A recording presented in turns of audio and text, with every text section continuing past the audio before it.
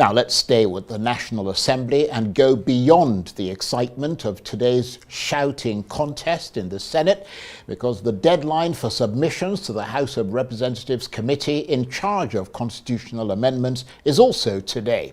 And according to reports, the committee, led by the Deputy Speaker, Benjamin Kalu, has received thousands of memoranda on various subjects. This will be the 6th amendment so far to the 1999 Constitution, but there have been calls for something much more fundamental, such as completely abolishing that Constitution and enacting a new one, with critics arguing that the 1999 Constitution lacks legitimacy and has been unable to address Nigeria's challenges. But the National Assembly has so far declined to make such a radical move. So the process of fine-tuning the current constitution is proceeding apace. And one organization, known as Africa's Morning Center for Public Policy and Good Governance, has sent 5 constitutional amendment suggestions to the committee. So what do they make of the process so far? Well, the group's executive director is Chima Christian. He's also a public policy analyst, and he joins me now in the studio. Thank you very much indeed for coming in. Thank you for having me. First of all, why is it important in your assessment to amend the current Nigerian constitution, briefly? Well, you've reported it already that many people feel that that constitution was imposed on Nigerians, and that given the experiment from 1999 to this point, that it has barely scratched the surface, let alone address the many challenges facing Nigeria. But then, since we don't have the opportunity for large-scale unbundling or indeed dismantling of that constitution, the best we can do within the given circumstances is to try to make piecemeal attempts at patching it at the corners. Right. Well, we'll come to more of that in a minute. But some have said that the Constitution needs something much more radical and much more fundamental than merely tinkering with it, and that this was an opportunity missed because the National Assembly is simply playing parliamentary ping-pong and is not really going to get to the heart of the matter. What are your thoughts on that? I agree partly with that thought, but then the extreme part of it is that when you have that thought, it keeps you from participating, it keeps you away from participating. Yes, there is an ideal situation where you would have everyone come together. For instance, the last that we tried it was during the confab to design a new roadmap for Nigeria, but wherein you've seen that the key political actors of the day are unwilling to have that conversation. The best you can do, given the circumstances, is to try to find out within this constitution what are those pain points that we can address, or that we can at least mobilize consensus on, and then that things will move even if it's marginally better. And so those are the pain points that you want to address while you are waiting for the day that you have that opportunity to do that large-scale damage on the 1999 Constitution. No, I understand that, but I don't mean to sort of beat a dead horse. Yes. But how much do you think the current constitution undermines the political and economic development of Nigeria? Because there are those who believe, as we mentioned a minute ago, that the current constitution is so deeply flawed that it's tested this country's cohesion to breaking point. Do you agree with that assessment? Totally agree with that assessment. In fact, if it is left for me, I would have that constitution disbanded today, and then the discussions for enacting a new one start immediately. However, I've mentioned earlier that you have an ideal situation where this is what you would want, but then given the circumstances, it's only pragmatic to see that these things cannot happen now. First, before you talk about dismantling a constitution, you have to have a willing president.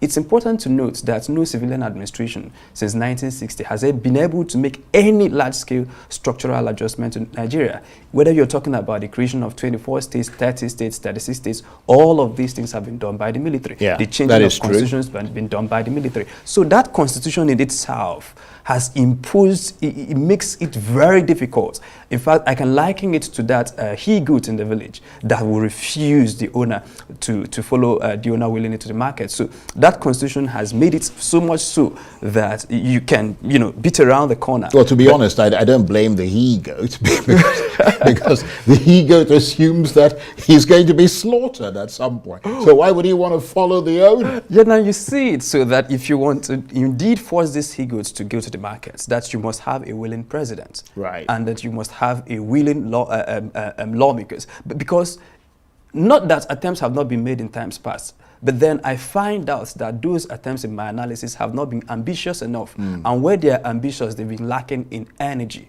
And you see this with the lips. I've not seen any president of the country since 1999 that really wanted to change our constitution. Not one. Because they know how to win elections. I'm telling you, the amount of energy you expend winning a presidential election is no match to the amount of energy you will expend to convince Nigerians to change their constitution. But I've not seen a president that rolled up his sleeve and gets to work about these things. So, and I'm not seeing that with the current president. So what we can achieve within the given circumstances is to make piecemeal attempts. Well, I don't mean to water down what you're saying there or to divert attention from it, but I was quite curious about that he-goat thing. I mean, why not a she-goat? But in any case, let's move on. So you're working within the limited parameters. You submitted, your organization, 5 constitutional amendment suggestions to the committee. Tell us about these. What are they? Oh, firstly, they were, all of these 5 are focused strictly on Nigeria's electoral space.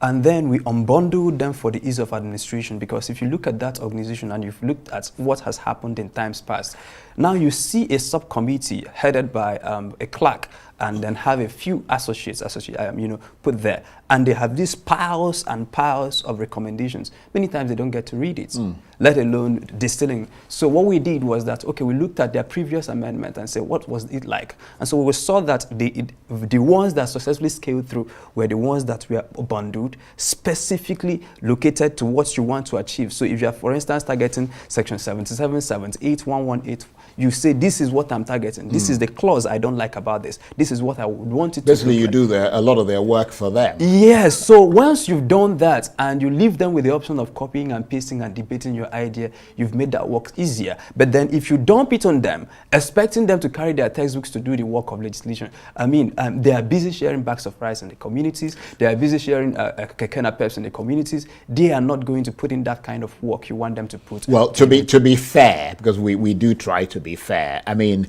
there is an awful lot of work for that committee to do. I mean, I saw somewhere over almost 14,000 suggestions and submissions have been made. I mean, including your own, of course. I mean, that's a lot of suggestions to be processed. And then I'm also feeling that they might be overwhelmed, given also the resources they have, the limited number of staff they have, and the limited amount of time they have. If you looked at that call for memoranda and then the interview granted by Deputy House Leader, that's Benjamin Carlo, who has that committee, they've given themselves a set time frame to achieve that goal. And it's quite an ambitious time frame to be able to distill all of those ideas. So what I suspect that they will do is that they will look at the headline, look at it, and then move on. So much so that they can process as much as they can before they get into the actual proposing of the first draft of that. Well, you haven't entirely told us what you submitted. Yes, I will get to that in a minute. Okay. Well, briefly, because we've got to move on. So we're talking. Is not our friend. Yes. So we targeted section 77, for instance. We wanted to delete just one clause, residing in Nigeria. That clause in section 77 of the Constitution, residing in Nigeria, has made it practically difficult, if not impossible, unlawful actually, for people in the diaspora to participate meaningfully in the Nigerian electoral space. Now that they contribute in terms of manpower, in terms of resources, we are thinking that if you delete that particular clause, it gives them the opportunity. INEC will now further work out the modalities within the Electoral Act and within the guideline to find ways to do that. But once you have given them that impetus in the Constitution, you process it. So voting capacity for people abroad. Voting capacity for people abroad. And then you look at section 78, for instance. Okay, we're now looking at 78 gives INEC the powers to conduct elections and to determine the processes. But then that parameter is so broad that it doesn't give it guiding principles. And we're saying that there must be some kind of philosophical principles guiding elections. So, for instance, if you're arguing elections now, your Supreme Court is looking at what is called substantial compliance. And that substantial compliance is the Electoral Act, which is inferior to the Constitution. So we're now looking at, for instance, things that say that the conduct of elections must abide by these principles. Things like freedom of citizens to exercise their franchise. in any part of Nigeria without fear of intimidation or discrimination. Fair representation of persons with disability. We're looking at free and fair elections which are free from violence, intimidation, improper influence, corruption, accurate representation of the voting decisions of the public, conducted by a truly independent body, transparent, administered in an impartial, neutral, efficient, accountable manner, and conducted in accordance with the Electoral Act. Election guideline as may be issued by INEC. Now, this is important because now, if you had noticed through the litigations from 1999, what the lawyers have been facing with, especially lawyers of the opposing side, is that the election guidelines seem to be a little bit inferior to the Electoral Act, which is inferior to the Constitution. So what we did with this is that we dragged up the election guideline and mentioned it directly in the Constitution.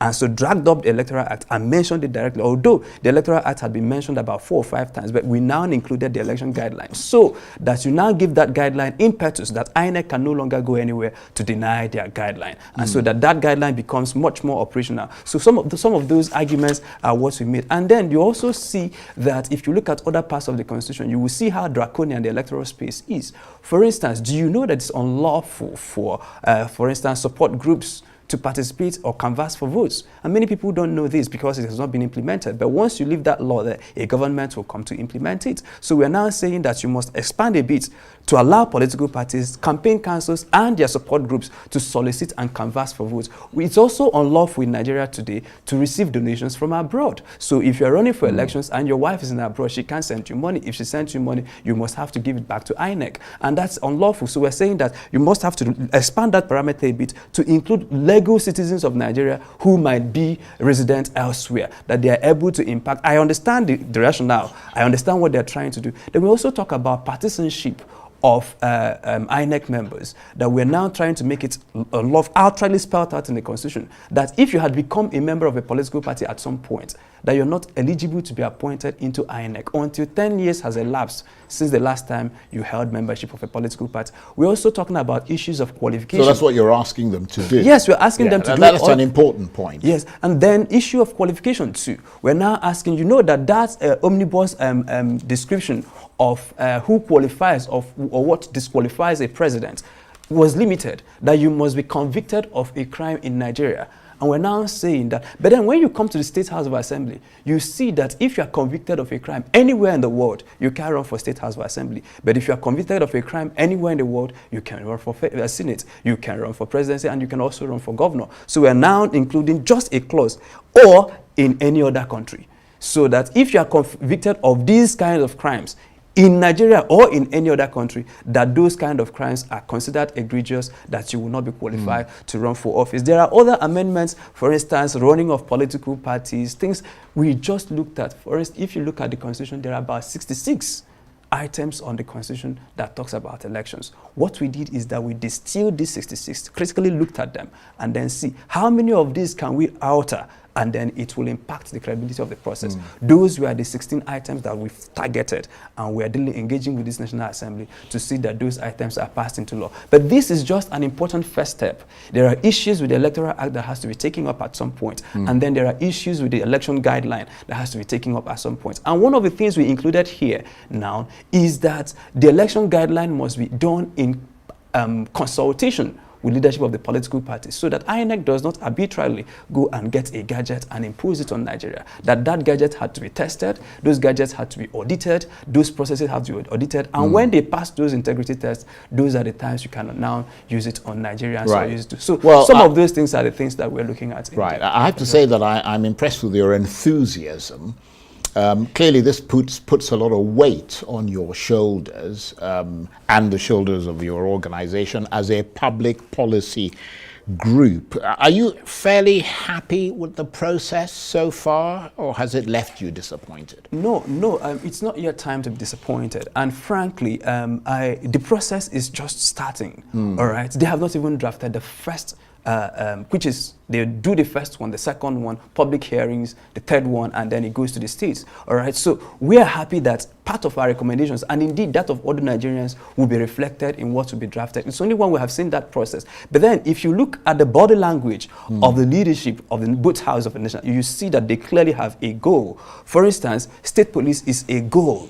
And looking at them, they are set out to achieve it, because although it's receiving opposition, but that opposition is feeble enough is not strong enough to stop what is happening. So they have clear identity things that they want to achieve, but then it is now left for us and other Nigerians to say, while you are pursuing other objectives, which are noble, these are also things that we think you can do to help the country move forward a bit. Well, come back and talk to us as the process progresses. But impressive stuff that you're doing there. Chima Christian is the Executive Director of Africa's Morning Center for Public Policy and Good Governance, and they've been part of the many people in this country who've made submissions to the National Assembly towards towards constitutional amendment. Thank you very much indeed for coming. Thank you. If I may, I want to very add briefly, because we're out of time. Yes, the work we do is also in collaboration with other organizations and other funding partners, including the many Nigerians who donated to see to it that this work was carried out. And I want to give them credit for that. Thank you very much indeed.